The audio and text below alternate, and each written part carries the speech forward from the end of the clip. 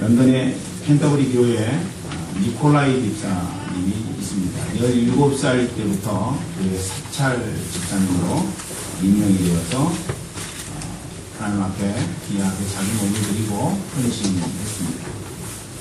한평생 교회 청소와 또 사역자들 심부름, 잡다한 일과 정시가 되면 정치는 그에 충성을 했습니다. 타종하는 것이 얼마나 정확했던지 시민들이 시간을 이 종소리에 맞출 정도였다고 합니다. 하나님 앞에 정말로 살아가는 동안 충성했습니다. 충성의 결과로 하나님께서 그 가정을 축복하셔서 두 아들이 다 복을 받아서 유명한 교수가 되었습니다. 아버지 이제 일 그만하세요. 너무나 안타까워서 연세 드신 분이 허드렛 일 교회 안에서 하고 있으니까 안타깝잖아요. 그래서 교수가 된 두 아들들이 아버지를 향해서 그런 이야기를 합니다. 아니야, 나는 끝까지 내 생명 다하는 날까지 이 일을 해야 돼.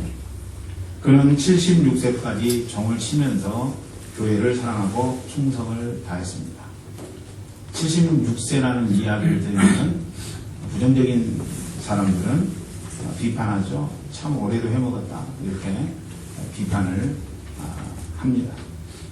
그가 노안으로 세상을 떠날 때 가족들이 그의 임종을 보려고 모였습니다. 그런데 종칠 시간이 되니까 이 노인 집사님이 종치겠다고 곧 임종할 건데 밖으로 나가서 종을 쳤습니다. 그리고 종치다가 세상을 떠났습니다. 죽음 직전에도 종칠 시간이 되니까 일어나서 종을 친 겁니다. 마치 누구를 위하여 종을 울리나 하는 것처럼 그 노인 집사님, 하나님 앞에 평생을 다해서 충성하고 헌신하고 봉사했던 그 노인 집사님은 종을 치다가 주님 앞에 부름을 받은 것입니다. 엘리자베스 여왕이 그 소식에 감동을 받아서 영국 황실 묘지를 그 노인 집사님에게 내어 주었습니다.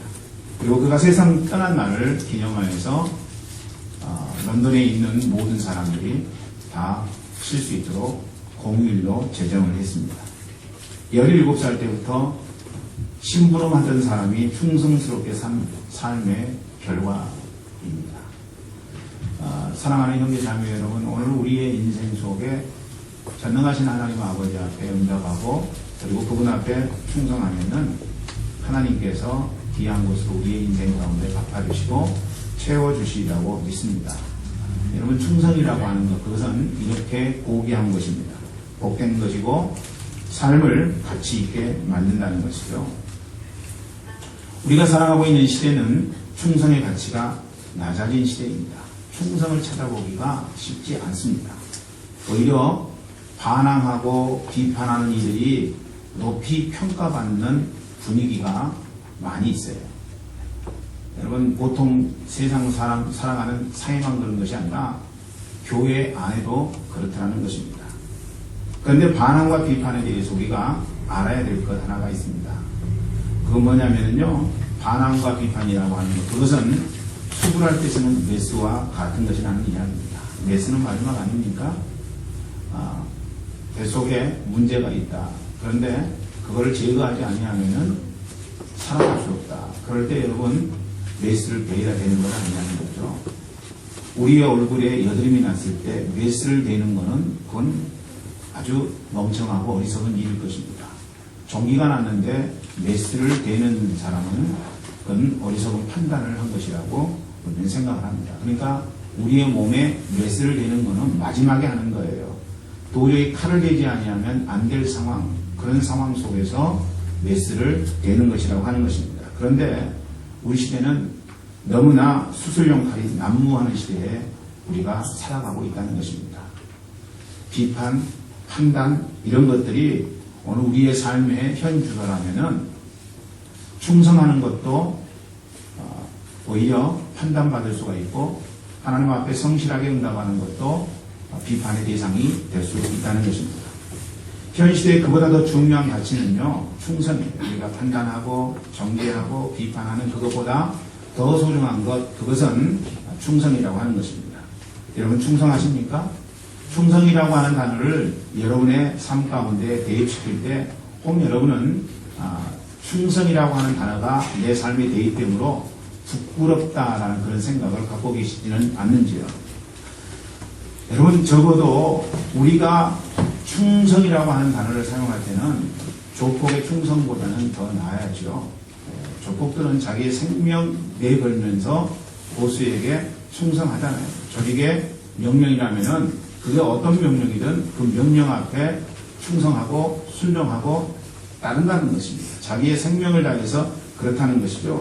충성이 실종된 시대이기 때문에 여러분 우리는 조폭의 충성을 통해서라도 대리만족을 얻으려고 합니다. 그래서 조폭 영화들이 그렇게 인기가 있고 그들의 이 삶을 모방해서 청소년들이 조폭에 들어가는 그것을 영웅처럼 여기는 현상이 곳곳에서 일어나고 있는 실정이라고 생각을 합니다. 조폭이 나쁘다는 것을 알면은 날이 가면 갈수록 시간이 가면 갈수록 조폭들이 없어져야 되는데 그게 없어지지 않아요. 없어지지 않는 이유는요. 결국 그들의 삶이 충성과 의리로 똘똘 뭉쳐진 것인데 10대의 청소년들에게는 그런 모습들이 너무나도 아름답게 미화되고 있다는 것입니다. 조폭의 여러분 충성은 미화되고 있는 거예요. 그런데 우리 시대에 진짜 충성을 찾아보기 힘들기 때문에 조폭의 충성이라도 우리가 본받으려고 하는 것, 대리만족 얻으려고 하는 것 아니냐 이런 생각이 든다는 것입니다. 소위 장세동 씨 식의 충성, 여러분 그것을 지금도 많은 사람들이 전두환 씨가 했던 일은 나쁘고 장세동 씨가 그를 도와서 했던 일은 나쁜 거지만은 적어도 장세동 씨가 전두환 씨에게 충성했던 그 충성의 맹약의 모습은 본받아야 된다는 생각을 갖고 있는 것이 오늘 대부분 성인들의 생각이라면은 그것은 잘못된 충성이고 여러분 우리가 잘못 인식하고 있는 충성의 모습이 아닌가라는 생각을 갖게 됩니다. 어쨌든 우리는 충성이 그리운 시대에 살고 있습니다. 충성이 그리워요. 하나님의 일을 감당하면서도 충성스러운 사람이 참 그립습니다. 그런 생각이 많이 드는 시대에 우리가 살고 있습니다. 오늘은 본문의 말씀을 통해서 충성에 대해서 여러분들과 함께 나누기를 원합니다. 저는 여러분 모두 다 충성된 하나님의 사람이 되기를 주의 이름으로 축원합니다. 충성은 통상 세 가지로 나눌 수 있습니다. 자기, 타인, 그리고 하나님 이렇게 세 가지로 나눌 수 있는데 자기에게 충성하는 것을 우리는 성실이라고 이야기합니다. 다른 사람에게 충성하는 것을 우리는 의리라고 이야기하죠. 그리고 하나님 앞에 충성하는 것을 우리는 믿음이라고 이야기합니다. 여러분 성실하십니까? 자기에게 충성을 다하십니까? 성실의 모습으로 나타난다고 말씀드렸습니다. 우리는 성실해야 돼요. 또 다른 사람들하고의 관계성 속에서는 의리를 지키고 계십니까? 당장 눈앞에 떨어지는 이익 때문에 다른 사람하고의 관계성을 단절시키는 그런 삶이 아니라 정말 내게 손해가 있을지라도 다른 사람하고의 관계성 때문에 의리를 지키는 삶, 이건 여러분 우리의 삶 가운데 굉장히 필요한 일이라고 생각을 합니다. 소위 신의라고 이야기하죠. 신의가 있어야 돼요. 우리의 삶 가운데 신의가 없으면 안 된다는 것입니다. 또 여러분 하나님을 향한 믿음이 있습니까? 그러니까 충성이라고 하는 것은 성실 플러스 의리 플러스 믿음이라고 하는 것입니다.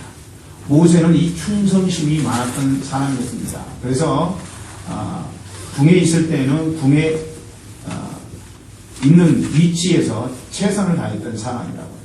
그러니까 그 당시에 모세보다 학문이 더 선한 사람이 없을 정도로 모세는 궁중교육을 받으면서 자기 자신에게 최고의 성실성을 갖고 응답하게 됩니다. 또 여러분 모세가 미디안 광야에 들어갔을 때에는 양치는 일에 최선을 다하고 성실하게 감당했습니다. 뿐만 아닙니다. 하나님 앞에 부름을 받아 이스라엘 백성들을 이끌고 나왔을 때 그 광야에서는 나름대로 지도자로서 하나님 앞에 최선을 다해서 성실하게 응답하는 모습을 우리는 성경 속에서 목격하게 됩니다. 모세 그는 참으로 자기 자신에게 충성하는 성실한 사람이었습니다. 뿐만 아닙니다. 모세는 다른 사람에게도 의리를 지키는 사람이었습니다. 그가 유대인이라는 사실을 알게 되었고 그리고 저 애굽 사람들에게 핍박받는 사람이 자기 동족이라는 사실을 알게 되었고 자기 동족을 핍박하는 애굽 사람을 보다가 그를 쳐 죽이게 됩니다. 여러분 의리 있는 사람 아닙니까? 그리고 동족끼리 싸울 때 야 우리 동족끼리 싸우면 되겠느냐 이렇게 권면할 줄 알았던 사람이라고요. 그리고 결국에는 하나님께서 부르셔서 300만 명이나 되는 이스라엘 민족들을 가나안 땅까지 이끌고 가는 모세가 하나님 앞에 그런 기도를 드립니다. 하나님 제가 구원받지 못하더라도 하나님 앞에 은혜 받지 못하더라도 저 백성들을 불쌍히 여겨주셔서 저들이 하나님 앞에 응답받고 구원받는 백성 되기를 원합니다. 이런 기도를 드렸던 사람이라고요. 그렇다면 모세는 정말로 의리 있는 사람이라고 우리는 생각할 수 있을 것입니다. 하나님을 향해서는 어떻습니까? 믿음 있는 자였다고요. 그가 하나님 앞에 부름을 받은 이후에 가나안 땅의 백성들을 인도하여 들기까지 많은 이스라엘 백성들이 우상을 만들고 하나님 뜻 앞에 올바로 응답하지 못했지만은 모세는 믿음을 갖고 하나님 앞에 응답하고 그리고 하나님이 말씀하신 그 말씀에 따라서 자기의 신의를 지키고 응답하며 성실하게 감당했던 사람이라고 하는 것입니다. 그래서 민수기 12장 7절 말씀 보니까 하나님께서 직접 모세를 향해서 무슨 말씀을 하시냐면은 그는 내 온 집에 충성한 사람이었다. 이렇게 이야기를 하고 있습니다. 하나님의 나라에 하나님의 집에 모세는 충성한 사람이었다는 것입니다. 하나님이 직접 말씀하신 말씀이라면은 그의 충성 정도가 어떤 것인지 우리는 분명하게 생각할 수 있을 것입니다. 누가 이 시대에 충성을 소유하고 있습니까? 사랑하는 형제 자매 여러분, 여러분 오늘 이 자리에 앉아서 하나님 앞에 예배하는데 정말로 여러분 충성함이 있습니까? 충성함이 여러분 안에 존재하고 계십니까? 충성이 그리운 시대입니다. 이스라엘 역사를 뽑히는 두 사람을 들라고 한다면은 여러분 선뜻 다윗과 솔로몬일 것입니다. 이야기할 수 있습니다. 다윗과 솔로몬. 여러분 그런데 그 두 사람이 이스라엘 역사에 있어서 대단한 꽃을 피운 사람인데 아무도 다윗과 솔로몬을 견주어서 이 두 사람은 막상막하의 사람이었다 이렇게 이야기하지 않습니다. 왜 그렇습니까? 다윗에게는 충성심이 있었는가 하면 솔로몬에게는 충성심이 없었다는 것입니다. 충성이라고 하는 것은 나를 향한 성실과 다른 사람을 향한 의리와 하나님을 향한 믿음이라고 여러분에게 말씀드렸는데 이 충성심이 솔로몬에게는 없었다는 것입니다. 다윗에게로부터 왕위를 물려받아 지혜롭게 일을 처리하고 그래서 이스라엘을 고대 근동에 있었던 국가들 중에서 상당히 괜찮은 국가로 만든 결정적인 인물이었지만은 그러나 아무도 이 다윗과 솔로몬을 비교하지 않는다는 것입니다. 왜일까요? 그것은 다윗에게는 충성심이 있었지만 솔로몬에게는 충성심이 없었기 때문이라고 하는 것입니다. 그러므로 충성이라고 하는 것은 생명인 거예요. 생명. 충성심이 내게 없다면은 나는 생명을 잃은 것이나 진배 없다는 이야기입니다. 여러분 이 충성은요 살아있는 유기체와 같은 것입니다. 그러니까 내게 충성심이 있다면은 나는 살아있는 유기체이고 내가 충성심이 없다면은 나는 죽어있는 그런 존재에 불과하다는 것입니다. 그러니까 충성심이 없으면은요 생명이 없는 것이고 생명이 없는 자에게서는 성장이 있을 턱이 없다는 것입니다. 저는 여러분들 모두에게 이 충성심이 있기를 원합니다. 충성심이 있음으로 말미암아 하나님이 주신 생명으로 말미암아 성장하고 그리고 그 성장을 통해서 하나님의 역사가 여러분의 인생의 삶의 곳곳에서 드러나기를 주의 이름으로 축원합니다. 그렇다면 충성이라고 하는 것은 무엇일까요? 구체적으로 우리가 생각해 볼 때 어떤 때 우리는 충성스러운 사람이다 이야기하는 것일까요? 그냥 뭔가를 열심히 한다고 해서 그걸 충성이라고 이야기하지는 않습니다. 뭔가 열정을 갖고 일을 처리한다고 해서 그 사람이 충성스러운 사람이다 이야기하지 않는 법이라고 하는 거예요. 그렇다면 오늘 본문의 말씀을 통해서 우리는 어떤 때 인생을 향해서 충성스러운 인생이다, 충성된 사람이다 이렇게 이야기할 수 있을까요? 여러분 첫 번째로는 뭐냐면은 충성이라고 하는 것 그것이 이해의 수준을 뛰어넘는 것이라고 하는 것입니다. 이해의 수준을 뛰어넘을 때 여러분 그것을 가지고 우리는 충성이라고 이야기하는 거예요. 충성스러운 사람에게 필요한 것은요. 그래서 이해가 아닙니다. 우리는 매 순간순간마다 이해를 요구합니다. 이해되지 않아. 이렇게 이야기하면서 이해를 요구합니다. 나를 이해해달라고 이야기할 뿐만 아니라 당신을 이해할 수 있는 근거가 있도록 행동하라고 이야기를 합니다.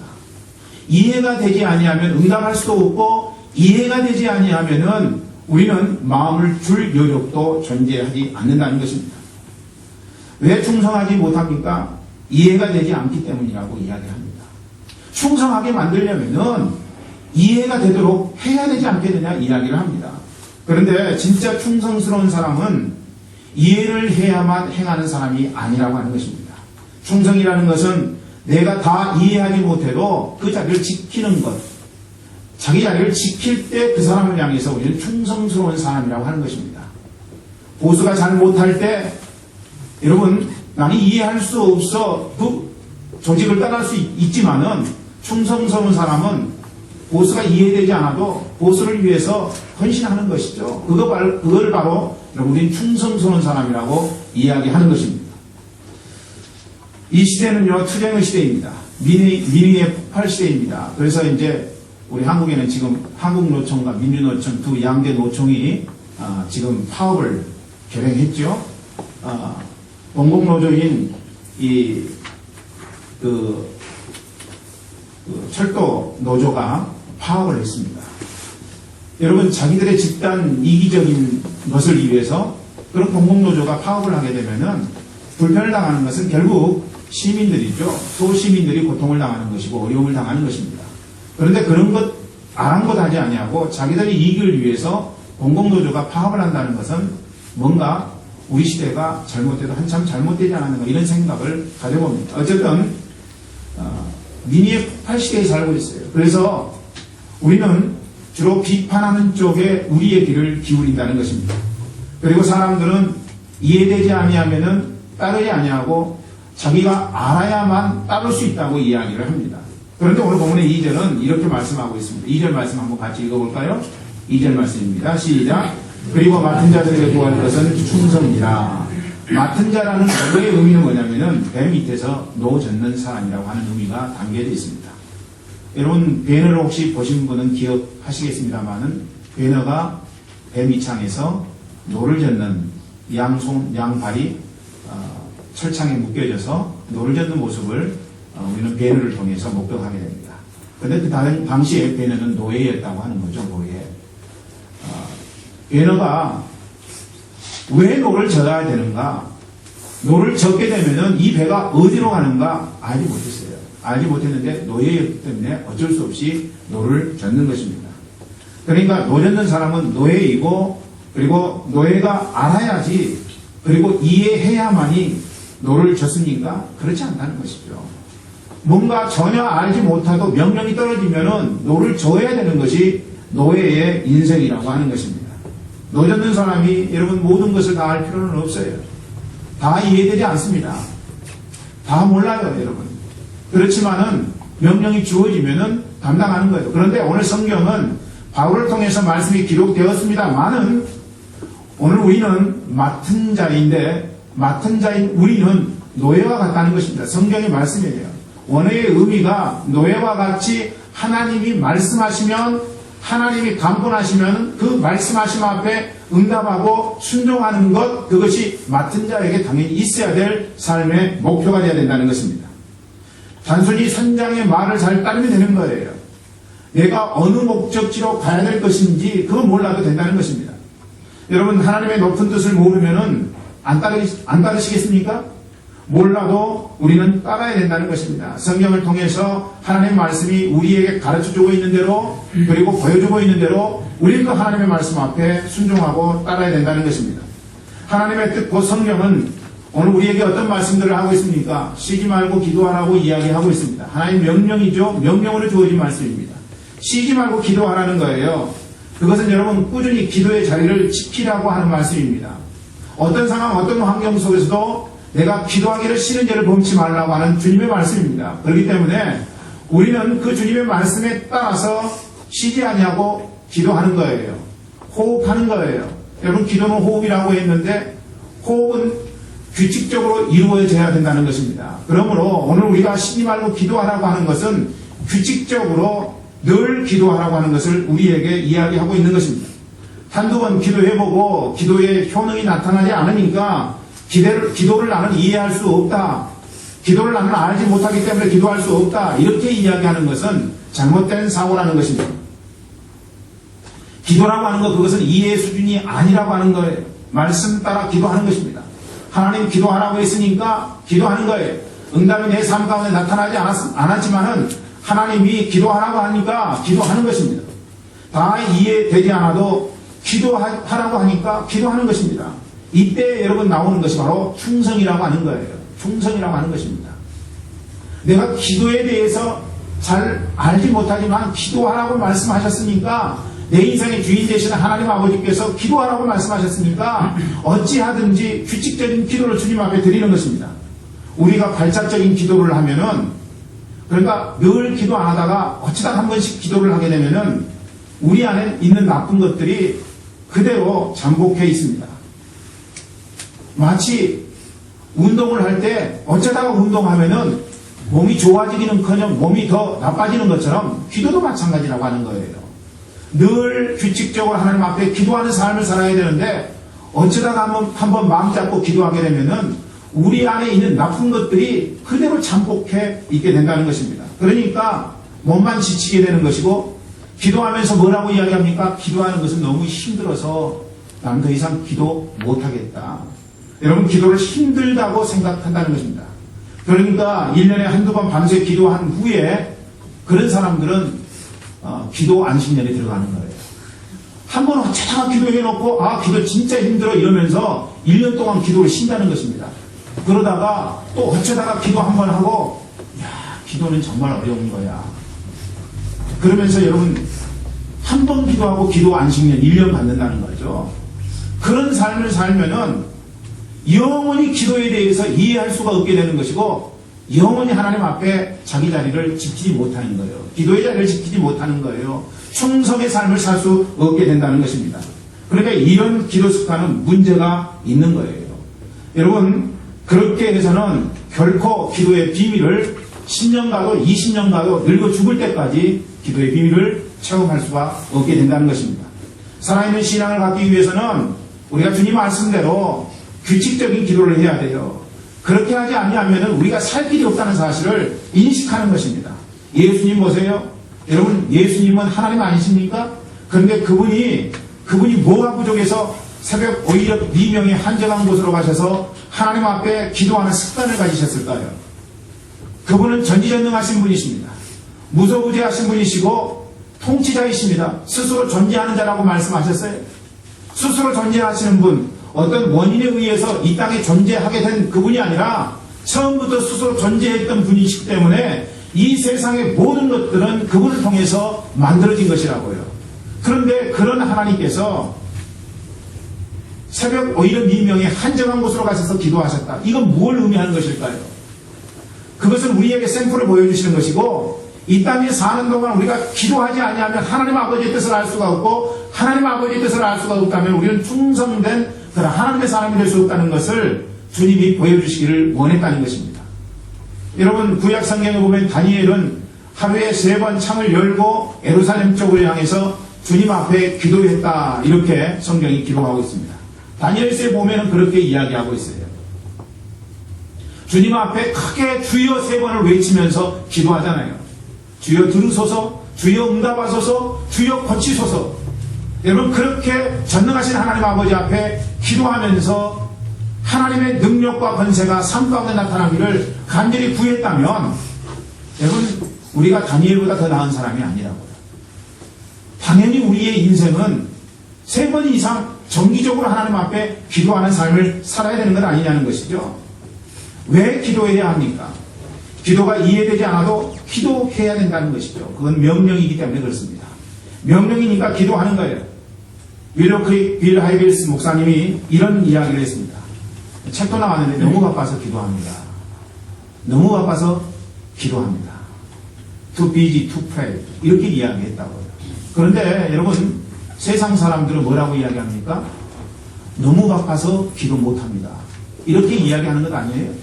Too busy not to pray. 이렇게 이야기하는 것이 세상 사람들의 법칙인데, 그런데 오늘날 교회 안에서 예수 믿는다는 사람들이 너무 바빠서 기도 못하겠습니다. 이런 이야기 한다는 거죠. 아니요, 여러분. 기도보다 더 바쁠 것은 이 세상에 아무것도 없다는 것이죠. 그러므로 기도가 다 이해되지 않지만은 우리는 하나님의 명령을 따라서 정기적으로 규칙적으로 기도하는 삶을 살아야 된다는 것입니다. 저는 여러분들을 새벽 기도에 초대합니다. 새벽에 일어날 수 없는 분들은 금요일날 심야 기도에 여러분을 초대합니다. 어쨌든 여러분이 응답이 되지 않아도 하나님 앞에 기도하자는 거예요. 하나님의 전능하신 능력의 말씀이 오늘 우리에게 말씀하고 있다면 어찌하든지 나는 기도의 자리를 지키겠습니다. 이게 바로 여러분 충성의 모습이라고 하는 것입니다. 하나님 응답해 주시지 않으니까, 내가 이해할 수 없으니까 자리를 지키지 못하는 그런 우를 범치 않기를 저는 간절히 소망합니다. 어느 날 하나님께서는 아브라함에게 나타나셔서 한 말씀을 하셨습니다. 내 자손을 하늘에 있는 별처럼 바다에 있는 모래처럼 번성케 하리라는 거였습니다. 그 이야기를 듣고 사라가 웃었어요. 왜 웃었는지 성경이 이야기하고 있지는 않습니다. 자기가 나올 수 없는데 주님이 나타나셔서 말씀하시는 것이 어이없는 일이라서 웃었는지 아니면 수줍어서 웃었는지 왜 웃었는지는 이야기하고 있지 않지만은 그게 중요한 것은 아닙니다. 어쨌든 아브라함과 사레가 믿었습니다. 하나님께서 네 자손을 번성케 하리라고 하는 말씀을 믿었다고요. 10년쯤 지났습니다. 자녀가 없었습니다. 그런데 그들은 하나님이 네 자손을 번성케 하리라고 하는 그 말씀을 마음속에 믿었고 그리고 그 믿음을 이탈시키지 않습니다. 물론 여러분 이 사라가 실수는 했습니다. 하가를 아브라함의 방에 넣어줘서 결국 이스마엘이 태어나기는 했지만은 그러나 그들이 전적으로 하나님을 향한 믿음은 경계치 아니했다는 것입니다. 20년이 지났어요. 여러분 20년이 지났는데도 하나님이 내게 말씀하신 약속이 안 지켜졌다면 여러분 어떻게 하시겠습니까? 그 말씀을 그럼에도 불구하고 받아들이고 믿겠습니까? 아니면은 그 말씀은 믿지 못할 말씀, 내가 이룰 수 없는 말씀, 그렇게 인식하시겠습니까? 여러분 아브라함과 사라는요 20년이 지났음에도 불구하고 여전히 하나님의 말씀을 그 마음 10년 가운데 믿음으로 받아들였습니다. 29년이 흘렀어요. 29년이 흘렀는데도 하나님 말씀이 이루어지지 않았습니다. 이해가 안 되는 상황이에요. 아예 말씀하시지 말든지. 그런데 말씀하셨는데 29년을 기도하면서 기다렸어 하나님이 자녀를 주지 않았단 말입니다. 그럼에도 불구하고 아브라함과 사라는 믿었어요. 30년 만에 하나님은 자기를 지키는 아브라함에게 이삭을 주셨습니다. 할렐루야. 하나님 주신 거예요. 그리고 여러분 15년이 흘렀습니다. 그런데 하나님이 어느 날 아브라함에게 나타나셔서 네 아들 이삭을 내게 바치라고 말씀하십니다. 이해됩니까? 여러분 그 말씀을 읽는 우리도 아브라함과 전혀 상관이 없는 우리도 만약에 그 말씀을 지금 하나님이 하셨다고 생각한다면 여러분 그건 이해되지 않는 하나님의 모습이라고 이야기하게 될 것입니다. 여러분 이해되지 않는 일이에요. 결코 이해될 수 없는 일입니다. 30년 만에 준 아들을 하나님 앞에 제물로 바치라고 하는 이 말씀은 있을 수가 없는 일입니다. 그런데 아브라함은 하나님의 말씀을 청종하기로 마음 10년 가운데 결정합니다. 여러분 이게 충성이에요. 이해되잖아요. 이해되지 않습니다. 왜 하나님이 그렇게 말씀하셨는지, 왜 하나님이 내 인생 가운데 그런 일들을 펼치시는지 도저히 이해할 수가 없어요. 도저히 이해할 수가 없습니다. 여러분 그런 일이 있잖아요. 여러분의 삶 가운데. 왜 하나님이 그걸 하라고 말씀하시는지, 왜 하나님 내 인생 가운데 그런 어려움을 주시는지, 여러분 우리는 때때로 하나님의 뜻을 도저히 이해할 수 없는 그런 상황 가운데 처합니다. 그러나 이해할 수 없을 때 아브라함처럼 사라처럼 믿음으로 응답하셔서 여러분 인생 가운데 하나님의 역사, 하나님의 놀라운 은혜가 나타나기를 저는 간절히 소망합니다.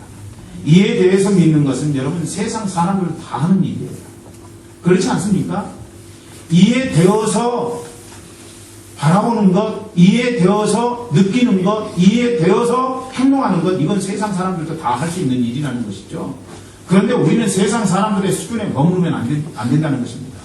어떤 수준에 있어야 돼요? 이해되지 않아도 자리를 이탈하지 아니하고 그 자리를 지키는 자리에 우리가 있어야 된다는 것입니다. 저는 우리 교회 모든 분들이 이해되지 않아도 하나님 말씀이라면 충성하기를 주의 이름으로 간절히 축원합니다. 두 번째, 여러분, 충성이라고 하는 것은 어떤 때 나오는 단어이냐면요. 첫 번째로는 여러분에게 말씀드렸다시피 이해되지 않아도 자리 지킬 때 나타나는 단어고, 두 번째로는 인정의 수준을 뛰어넘는 것이라고 하는 것입니다. 인정의 수준을 뛰어넘는 것, 이게 충성이라는 것이죠. 충성스러운 사람은 누가 인정해서 하고 인정하지 않으니까 안 하는 사람이 아닙니다. 그렇죠? 남들의 시각, 남들의 그런 판단, 남들의 비판, 이것에 좌우되지 않는 거예요. 그런 사람들이 충성스러운 사람들 아니겠습니까? 오늘 본문의 3절부터 5절 말씀을 한번 보세요. 표준세번역본은 우리가 같이 한번 읽어보겠습니다. 3절부터 5절입니다. 시작. 내가 여러분에게서 심판을 받든지 세상 법정에서 심판을 받든지 나에게는 조금도 문제가 되지 않습니다. 그뿐 아니라 나도 나 스스로를 심판하지 않습니다. 양심에 꺼리끼는 것이 없습니다. 그러나 이런 일로 내가 의롭게 된 것은 아닙니다. 나를 심판하시는 분은 주님이십니다. 그러므로 여러분은 주께서 오실 때까지는 아무것도 미리 심판하지 마십시오. 주께서는 어둠 속에 감추인 것들을 밝히 나타내시고 마음의 속생각을 드러내실 것입니다. 그때 사람마다 하나님으로부터 칭찬을 받을 것입니다. 말씀에 의하면은 바울은 사람의 인정에 근거하여 충성한 것이 아니라고 이야기를 합니다. 나는 사람들이 어떤 판단을 내렸든 그것이 중요한 것이 아니라 내 속을 아시는 하나님 앞에 그냥 충성했을 뿐입니다. 요지는 바로 이런 내용입니다. 여러분, 하나님이 인정해 주시면은 나는 얼마든지 충성스럽게 하나님 앞에 응답할 수 있습니다. 이 바울의 고백. 그는 하나님의 판단에 기뻐했고 그리고 일을 했습니다. 충성을 다했다는 이야기입니다. 사람들의 시각이 중요하지 않았어요. 하나님이 어떻게 말씀하시느냐, 하나님이 어떻게 나에게 인정하시느냐, 이것이 바울에게 가장 중요한 것이었습니다. 어떤 사람은 충성함에 있어서 사람들을 너무 의식합니다. 여러분, 사람의 종입니다. 물론 하나님이 좋아하시는 일과 사람이 좋아하는 일이 일치가 된다면 그때는 문제가 없습니다. 그런데 지금 극단론적으로 이야기하고 있는 말씀이죠. 하나님에게는 인정을 받는 일인데 사람들에게는 인정을 받지 못하는 일이 우리의 삶 가운데 있다는 것입니다. 또 사람들에게는 인정을 받을지 모르지만은 하나님께는 전혀 그것이 인정을 받을 수 없는 일들이 있다는 것입니다. 그때 우리는 어떤 선택을 해야 되느냐? 많은 사람들이 보이지 않는 하나님이 인정하느냐 하시지 않느냐 이것에 관심이 없어요. 무엇에 관심을 갖게 됩니까? 사람들이 인정해 주느냐 인정해 주지 않느냐. 여러분, 거기에 빠르다는 거죠. 그런데 사람이 원하는 것에 응답하다 보면은 하나님이 그것을 분명히 기뻐하지 않을 수도 있는데 하나님이 말씀하시지 않기 때문에 사람이 기뻐하는 일에 응답할 가능성이 우리의 삶 가운데 굉장히 많이 있다는 것입니다. 그런 사람들을 향해서 오늘 갈라디아서 1장 10절은 뭐라고 이야기하고 있습니까? 어떤 기준에서 살 것을 말하고 있습니까? 같이 읽어봅니다. 시작. 이제 내가 사람들에게 좋게 하랴 하나님께 좋게 하랴 사람들에게 기쁨을 구하랴 내가 지금까지 사람들의 기쁨을 구하였다는 그리스도의 종이 아닙니다. 뭘 말씀하고 계세요? 하나님이 인정하시는 것을 마음에 두고 행동할 것을 성경은 이야기하고 있다는 것입니다. 사랑하는 형제 자매 여러분, 오늘 하나님이 말씀하시는 그 말씀에 음성에 귀를 기울이고 그 하나님이 인정하시는 것 앞에 여러분 응답하고 계십니까? 아니면 하나님의 말씀하시면 전혀 상관없이 세상 사람들이, 주변의 사람들이 좋아하는 것, 인정하는 것, 그것에만 신경을 원하는 일이라고 할지라도 응답하지 못하는 삶을 살고 계시면 않느냐는 것입니다. 여러분, 충성이라고 하는 것은 무엇입니까? 하나님 앞에 칭찬을 구하는 것이죠. 하나님의 인정, 하나님의 도움에만 매달리는 것, 그것이 충성인 것입니다. 누가 보든 보지 않든 누가 인정하든 인정하지 않든 하나님이 어떻게 생각하시느냐, 전능하신 하나님이 지금 내게 무엇을 말씀하고 있느냐, 이것이 우리의 행동의 근거가 돼야 된다는 것입니다. 록펠러라고 하는 사람은 어마어마한 부자였습니다. 지금의 빌 게이츠의 돈 다 합쳐도 환산하면은 록펠러의 반도 안 된다고 그렇게 이야기를 합니다. 록펠러는 그렇게 많은 돈을 벌었던 사람입니다. 그 록펠러가 가장 신임했던 사람 중에 하나가 아치골드라고 하는 사람입니다. 그런데 이 아치골드라고 하는 사람은 원래 말단 직원이었다고 합니다. 그렇지만 그는 회사에 충성했어요. 정말로 말 그대로 충성했던 사람입니다. 출장 가서 호텔 숙박부에 자기 이름을 적을 때면은 그 옆에다가 회사 광고를 했습니다. 한 통에 $4 스탠더드 오일이라고 하는 문구를 빠뜨리지 아니하고 그는 꼭 기록했다는 것입니다. 그의 동료들이 그의 이런 행동을 조롱했습니다. 하지만 동료들의 반응에 상관없이 회사를 홍보하는 일을 계속했습니다. 어느 날 아치골드는 캘리포니아의 작은 도시로 출장을 가게 됩니다. 방에 들어왔는데 숙박부에다가 자기 이름만 쓰고 온 거예요. 그게 생각났던 거예요. 굉장히 몸이 피곤했지만 그럼에도 불구하고 다시 카운터로 가서 숙박부를 달라고 한 다음에 그 자기 이름 옆에다가 한 통에 $4 스탠더드 오일이라고 하는 그런 문구를 다시 적어 넣게 됩니다. 그때 여러분 그 로비에 앉아 있었던 한 신사가 유심히 그 행동을 보고는 물었습니다. 왜 그런 문구를 넣지요? 그랬더니 아치골드가 이렇게 이야기합니다. 저희 회사를 홍보하기 위해서입니다. 이 일이 있었던 한 달 후에 아치골드는 회장이었던 록펠러의 특별 초청을 받습니다. 그 회장이 누구냐면 바로 호텔의 로비에서 만났던 사람이었던 것입니다. 록펠러는 그의 열정을 인정해서 본사로 불러들였고 그리고 아치골드는 스탠더드 오일을 세계 최대의 기업으로 만들었다고 합니다. 역사 속에 내려오는 일화입니다. 기업의 사장이 회사의 중요한 일을 맡길 때 어떤 사람에게 맡기겠어요? 그냥 대충대충 일하는 사람에게, 애사심 없는 사람에게 일을 맡기겠습니까? 회사는 어떻게 되든 자기 살 길만 챙기는 사람들을 쓰지 않습니다. 회사를 자기 회사처럼 생각하는 사람, 이 회사가 망하면 나도 망하게 된다라는 그런 의식이 철두철미한 사람, 그런 사람에게 중요한 일을 맡기지 않겠어요? 하나님도 교회의 일을 맡길 때 어떤 사람에게 맡기겠습니까? 교회의 일을 자기 일처럼 생각하는 사람을 쓰시겠습니까? 아니면은 교회를 나와는 별로 상관없는 그런 공동체라고 생각하는 사람에게 일을 맡기겠습니까? 저는 우리 교회의 일꾼 모두가 다 교회를 내 일이라고 생각하고 하나님의 일을 감당하는 은혜가 있기를 저는 소망합니다. 그래서 하나님 앞에 쓰임받는 여러분이 되셔야 해요. 특별히 목자분들은요 반드시 그런 정신을 가지고 있어야 돼요. 그냥 대충 해도 되겠지 하는 생각을 갖고 있으면 안 됩니다. 내 행동 하나가 목장에 영향을 준다는 사실을 아셔야 됩니다. 내 말 한마디가 목장에 굉장히 부정적인 영향을 줄 수도 있고 긍정적인 영향을 줄 수도 있다는 사실.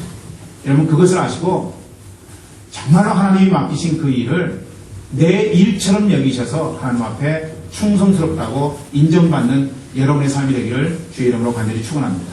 그렇다면 언제 충성하라는 거예요? 지금 충성하라는 것입니다. 지금 충성하라는 거예요. 이해되지 않아도 사람들이 인정하지 않더라도 지금 충성하라는 것입니다.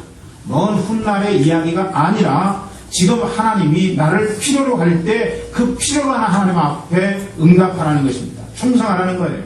뭔가 갖추었을 때가 아니라 주님의 말씀이 내 심령 가운데 부담이 되면 이 순간에 그 말씀 앞에 충성하라는 거예요. 여러분 내가 폼나게 일할 수 있을 때가 아니라 지금 하나님의 말씀이 내게 강권할 때 그 말씀 앞에 응답하고 충성해야 된다는 것입니다. 어떤 사람이 도시에 살다가 시골로 들어가서 소를 키우면서 살고 있습니다. 젖소를 샀어요. 그런데 산지 얼마 안 됐는데 젖소의 젖이 마르고 말았습니다. 그 사람은 농부로부터 농부에게 그런 내용을 이야기를 했습니다. 그랬더니 농부가 놀라운 이야기 하나를 하게 됩니다. 그건 뭐냐면요, 이 사람이 날마다 자기에게 필요한 만큼만 젖을 짰다는 거예요. 또 어떤 때는 젖을 먹고 싶지 않으면은 짜지 않았다는 것입니다. 그런데 필요한 만큼만 젖을 짜는 것이 결국에는 젖소의 젖을 마르게 하는 근거가 원인이 됐다고 하는 것입니다. 젖소는 젖을 최대 한도로 짜내야지 더 많은 그런 신선한 젖을 생산한다는 것이 젖소를 길러본 농부의 이야기였다는 것입니다. 충성이라고 하는 것, 여러분 이것이 마치 그와 같은 것입니다. 짜낼 수 있을 만큼 우리가 짜내야 된다는 것이죠. 여러분, 충성이 무엇입니까? 지금 내가 경험하고 있는 상황 속에서 최대한 다 짜내는 것, 다 쓰는 것이 충성이라고 저는 생각을 합니다. 사랑하는 형제자매 여러분, 하나님께서 여러분을 인정하셔서 여러분을 쓰신다면 여러분 어떻게 응답하시겠습니까? 여러분의 있는 것만큼 하나님 앞에 응답하고 다 짜서 쓸 때 하나님 여러분을 충성된 사람이라고 생각하시고 여러분의 인생 가운데 필요한 모든 것들을 공급해 주시리라고 저는 믿습니다. 어떤 사람은 이 다음에 늙으면 힘드니까 아껴서 그때 써야지라고 합니다. 그런데 할머니, 할아버지가 되면은 어떻게 힘쓸 수 있습니까? 힘을 못 쓴다는 것이죠. 그러니까 우리의 삶 가운데 우리가 해야 될 일은 뭐냐면은 힘을 쓸 수 있을 때 쓰라는 것입니다. 육신 아껴서 여러분 뭐 하시렵니까? 지금 여러분이 건강한 것, 지금 돈이 있는 것, 지금 능력이 있는 것, 그거 쓰라는 거예요. 그것이 하나님의 말씀이라면 오늘 우리는 하나님의 말씀 앞에 응답해야 된다는 것입니다. 하나님께서 여러분에게 있는 것 지금 쓰라고 주신 거예요. 지금 안 쓰면 나중까지 유지되리라 이렇게 보장할 수 있는 것이 우리의 삶 가운데 아무것도 없습니다. 아무것도 없어요. 충성은 지금 할 수 있는 범위 내에서 최선을 다하는 것입니다. 여러분 모두 지금 여러분의 모든 것을 짜내서 주님 앞에 충성된 삶을 살기를 주의 이름으로 축원합니다. 말씀 다 전했어요. 현대는 가치가 역전되는 시대입니다. 충성을 조롱하는 시대입니다. 누가 좀 충성하려 치면은 아부한다고 이야기하고 비빈다고 이야기하고 참 역겹다고 이야기하고 눈에 가시거리다고 이야기하고 여러분 하나님 앞에 사람들 앞에 최고의 충성의 삶을 사는데 이 세상 사람들이 그렇게 이야기한다는 것입니다. 비판과 저항이 인정하는 것을 계획이라고 하는 그런 이름으로 찬동하고 있다는 것입니다. 그럼에도 불구하고 성경은 오늘 충성된 종이 되라고 이야기합니다. 다 이해되지 못하더라도 따를 수 있는 충성된 믿음, 하나님의 인정만을 구하는 충성된 삶, 지금 이런 성도의 모습으로 여러분 살아가는 것, 그것이 우리 교회 모든 분들에게 있기를 간절히 소망하고 그런 충성됨의 은혜가 있음으로 말미암아 하나님 여러분의 인생을 직접 다루시고 놀라운 것으로 갚아주시는 그런 놀라운 역사, 그런 경험을 체험하는 여러분의 삶이 되기를 주의 이름으로 축원합니다. 기도하겠습니다.